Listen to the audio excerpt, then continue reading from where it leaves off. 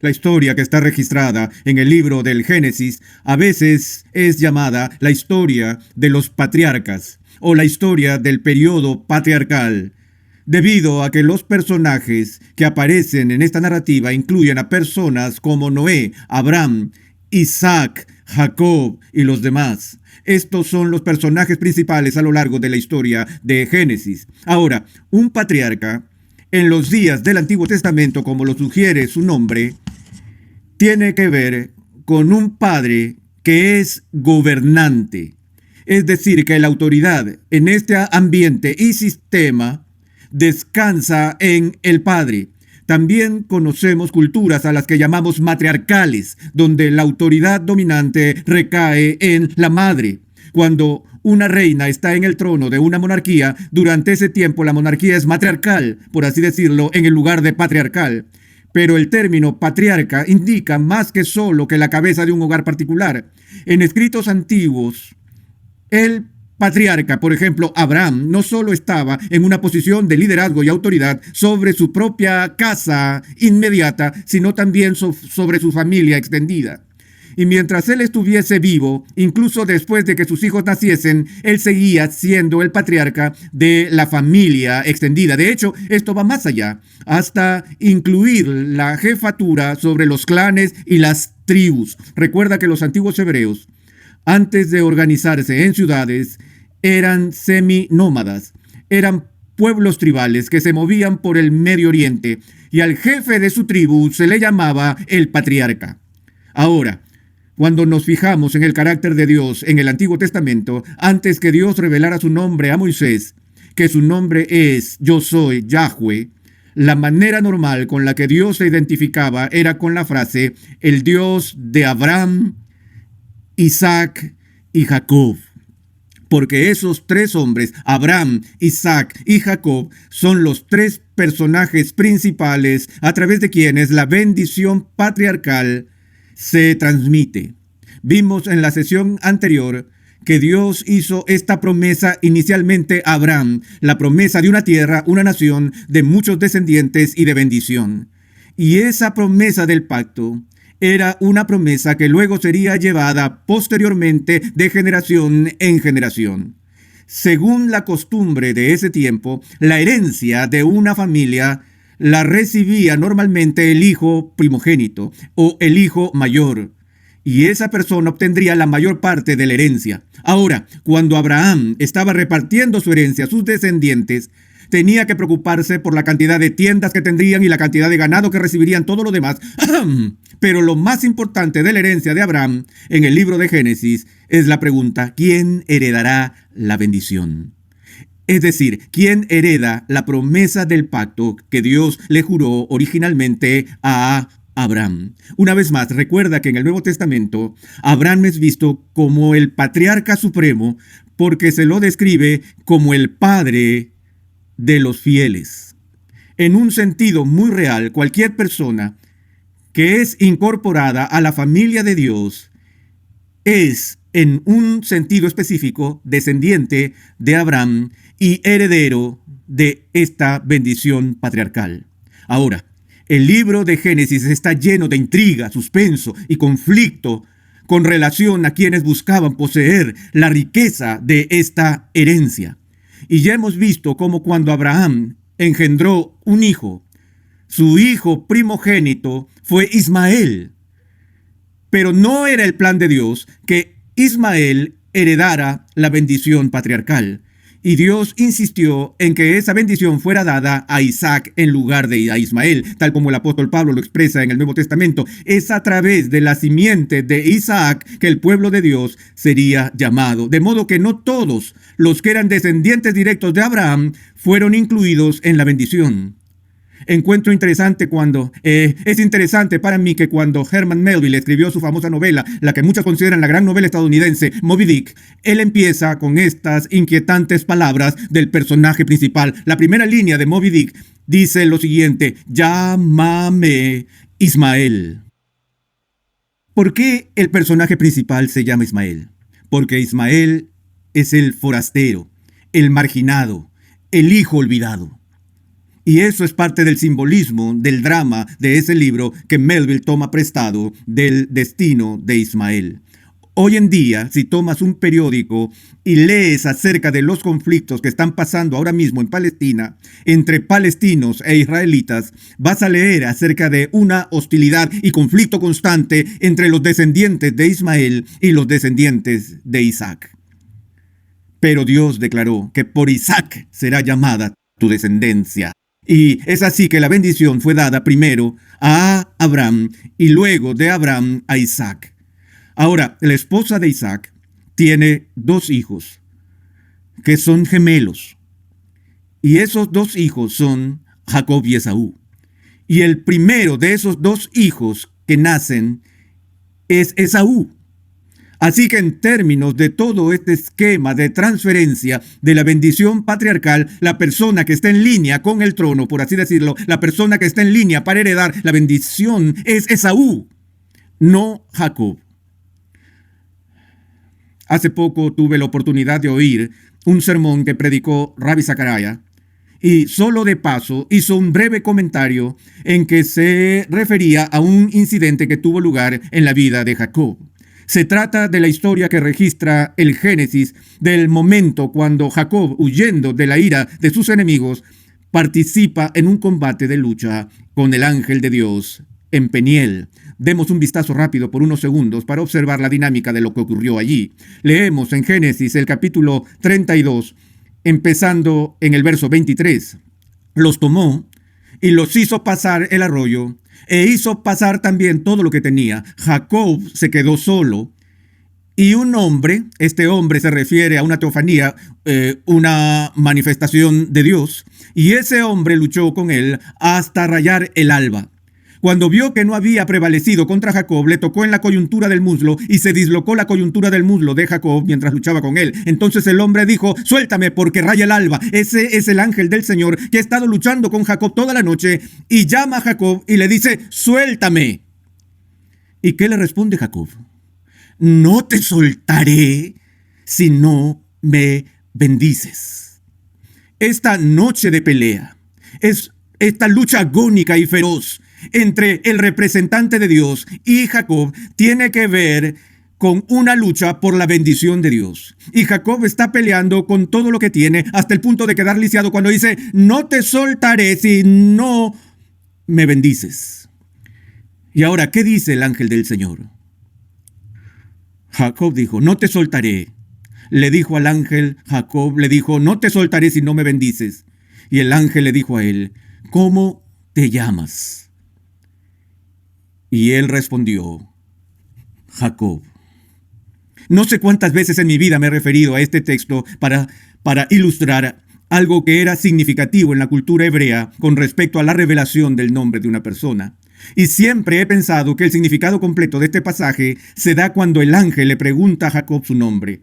Le estaba pidiendo a Jacob que se rindiera, porque al exponer su identidad y exponer su nombre, es como cuando hoy en día los niños pelean y uno le dice al otro: dime rindo y te suelto. Fue una declaración en la que cede a la autoridad y la fuerza superior del ángel, pero había olvidado por completo otra conexión con este texto hasta que Ravi Zachariah me lo recordó.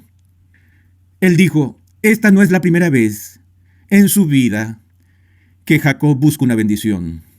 Y esto nos remonta a tiempo atrás a un episodio de traición, de engaño, deshonestidad y corrupción que fue tan característico de la vida del patriarca Jacob.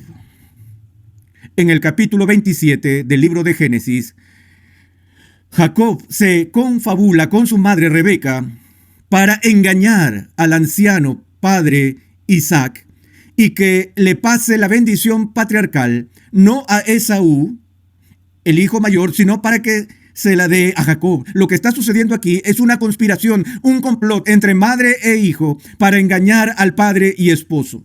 En una palabra, lo que Jacob y Rebeca planean es el intento de robar la bendición patriarcal para dársela a Jacob en lugar de que lo sea para Esaú. Lo vemos en el texto en el capítulo 27.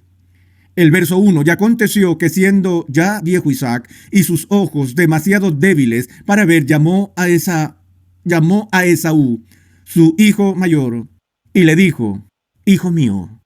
Y él respondió: heme aquí. Y dijo Isaac: mira, yo soy viejo y no sé el día de mi muerte. Ahora pues te ruego, toma tu equipo, tu aljaba y tu arco, sal al campo y tráeme una caza, y prepárame un buen guisado, como a mí me gusta, y tráemelo para que yo coma, y que mi alma te bendiga antes que yo muera. ¿Ves la situación? Isaac ya no es el joven atado con cuerdas y colocado sobre un altar mirando el cuchillo que levantaba su padre en el monte Moriah. Ahora Isaac mismo es de edad avanzada y sabe que el momento de su muerte está cerca. Por eso le dice a su hijo Esaú, quien es famoso por su habilidad como cazador, le dice: hijo, ve al campo, caza algo y prepárame esta comida, mi última comida, por así decirlo, esa comida que saboreo de tus manos en lo que me preparo para darte la bendición. Y en obediencia, Esaú sale de la tienda de su padre y se va al campo a cumplir sus órdenes. Pero escucha lo que sucede. Rebeca estaba escuchando cuando Isaac hablaba a su hijo Esaú. Y cuando Esaú fue al campo a cazar una pieza para traer a casa, Rebeca habló a su hijo Jacob diciendo: he aquí, oí a tu padre que hablaba con tu hermano Esaú, diciéndole: tráeme caza y prepárame un buen guisado para que coma y te bendiga en presencia del Señor antes de mi muerte. Ahora pues, hijo mío, obedéceme en lo que te mando. Ve ahora al rebaño y tráeme de allí 2 de los mejores cabritos de las cabras, y yo prepararé con ellos un buen guisado para tu padre, como a él le gusta. Entonces se lo llevarás a tu padre, que comerá, para que te bendiga antes de su muerte. Y Jacob dijo a su madre Rebeca: he aquí, Esaú mi hermano es hombre velludo, y yo soy lampiño. Quizás mi padre me palpe y entonces seré para él un engañador y traeré sobre mí una maldición y no una bendición. ¿Ves lo que está pasando? Jacob dijo: esto no va a funcionar. Y cuando mi padre lo descubra y vea el engaño, no me va a bendecir, sino que me va a maldecir, y allí sí que todos vamos a estar en serios problemas. Pero su madre le respondió: caiga sobre mí tu maldición, hijo mío, solamente obedéceme y ve y tráemelos.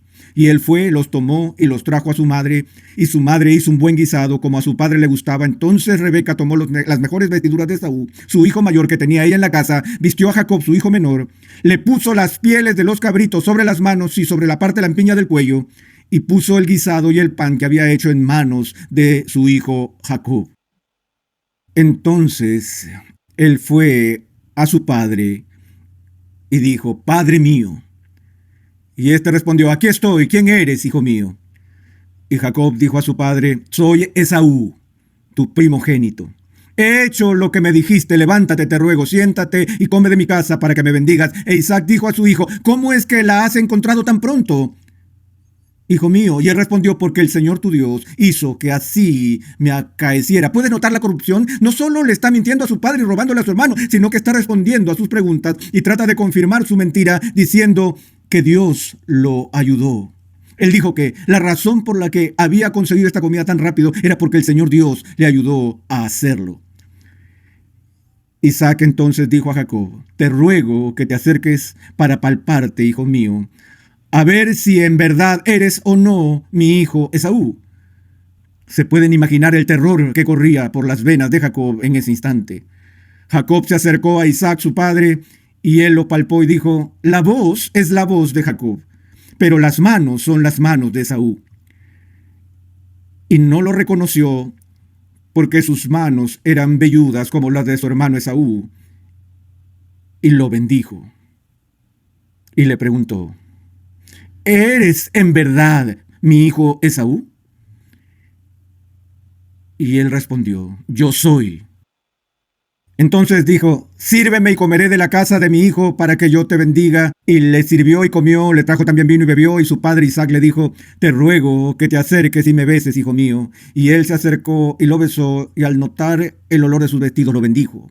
Lo que sigue en el texto es ver a un Isaac ciego, decaído y viejo, que transfiere la promesa que Dios le había dado a Abraham a este hijo traicionero, mentiroso, ladrón e indigno. ¿Cómo pudo pasar esto como parte de la historia redentora? El apóstol Pablo responde a esto en el capítulo 9 de Romanos: a Jacob amé, antes de que cualquiera de ellos naciera, antes de que hubieran hecho algo bueno o malo. Dios había determinado desde la fundación del mundo que la promesa a Abraham no seguiría a través del hijo mayor Esaú, sino a través de las manos de este hijo traicionero, Jacob, para que la gracia de la promesa redentora de Dios se pueda manifestar. Ahora, el punto que hizo Rabbi Zacharias sobre este texto, que tanto emocionó mi alma, fue que más adelante en la vida de Jacob, cuando se encuentra con Dios en Peniel y pelea toda la noche y le suplica al ángel del Señor que lo bendiga, antes de que el ángel acceda a esa solicitud, antes de que Dios bendiga a Jacob en su lucha, Dios le dice: ¿quién eres? ¿Cómo te llamas? Ahora, el que está luchando con Jacob en esta ocasión no está ciego. Él sabe perfectamente quién es Jacob. Jacob no puede de repente ponerse el olor de su hermano y la ropa de su hermano y engañar a su Padre Celestial. Ahora no está pidiendo la bendición a su Padre terrenal, le está pidiendo a su Padre Celestial la bendición. Y Dios le dice: ¿cómo te llamas? Y esta vez él no dice Esaú. Esta vez él dice: mi nombre es Jacob. Esto puede ser la primera vez en toda su vida que dijo la verdad. Toda la verdad y nada más que la verdad. El nombre Jacob significa suplantador, ladrón. Mi nombre es Jacob.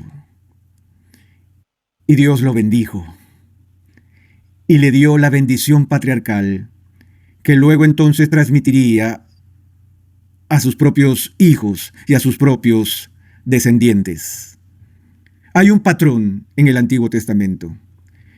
En esta transferencia y en todo el movimiento de la historia redentora hay un patrón de caída y hay un patrón de salvación. Recordamos que la creación comenzó con la creación de un solo individuo, Adán, y luego la creación de una compañera, Eva.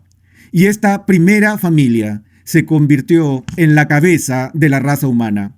Y cayeron, y su pecado fue terrible. E inmediatamente después de su pecado, el pecado se ensancha y extiende mientras se expande. Primero fratricidio, cuando Caín se levanta y mata a su hermano Abel. Y luego vemos la maldad expandirse a través de todos los descendientes de Adán y Eva. De manera que todo el mundo se corrompe y hacen lo que es correcto a sus propios ojos. Y solo un hombre queda obediente. Su nombre es Noé. Y sabemos que Dios luego destruye todo el género humano, con excepción de nuevo de un hombre y su familia. Y luego de este pequeño comienzo con Noé viene Abraham. Y luego de Abraham se pasa a Isaac y luego a Jacob. Ahora tenemos 12 tribus y luego tenemos la nación de Israel. Pero la nación se vuelve cada vez más y más corrupta. Y ahora la bendición y la promesa de redención empieza no tanto para ampliarse, sino para estrecharse nuevamente, ya que ahora la promesa no está restringida a todo el que es de la simiente de la nación judía, sino al remanente. Y de nuevo, esta reducción al remanente queda reducido hasta el punto de un solo hombre, el nuevo Adán, que encarna a Israel, el descendiente supremo de Abraham, quien es Jesús. Y entonces, ¿cuál es la historia del Nuevo Testamento? Es ese proceso en reversa. Desde Jesús en adelante, el Evangelio va al remanente de los judíos, luego a los samaritanos, luego a los gentiles y después a todo el mundo. Así que primero se estrecha, luego se amplía.